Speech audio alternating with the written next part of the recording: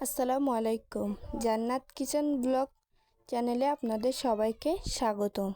আজ আমরা এই গরমে রান্না করব উচ্ছে বেগুন আলু দিয়ে একটা তিতু। প্রথমে একটি কড়াই নিয়ে কড়াইটাকে গরম করে নেব।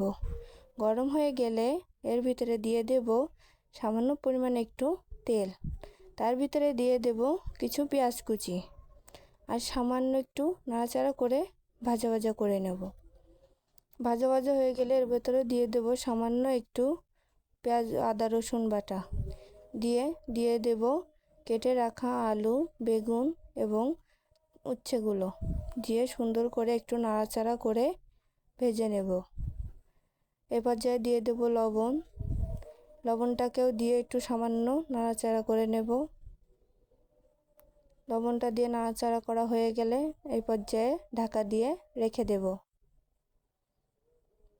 এই যে ঢাকনাটা তুলে এর পর্যায়ে দিয়ে দেব একটু হলুদের গুঁড়া দিয়ে সুন্দরভাবে আবারও একটু নাড়াচাড়া করে নেব। নাড়াচাড়া করতে করতে দেখবেন উচ্ছে দিয়ে তেল বেড়ে গেছে। আবার ঢেকে দেব। 5 মিনিট পর ঢাকনাটা তুলে দেখবেন যখন এরকম তেল উঠে যাবে তখনই এর মধ্যেও দিয়ে দেবেন সামান্য একটু পানি।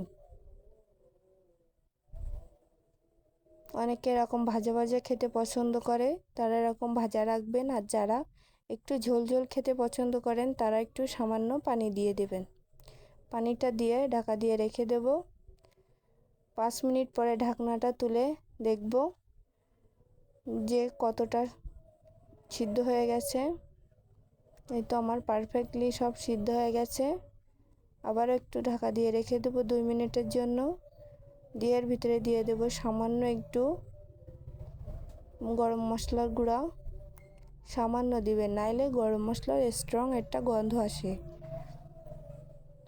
সামান্য পরিমাণে একটু দিলে আবার টেস্টটাও অনেক সুন্দর আসে। এই যে হয়ে গেছে, এবার আমরা এটা নামিয়ে নেব। এই যে আমাদের তৈরি। গরমে পেট এবং শরীর দুটোই অনেক ভালো থাকে। এই গরমে অবশ্যই আপনারা টক বা তিতা জাতীয় জিনিসপত্র খাবেন। আসসালামু আলাইকুম।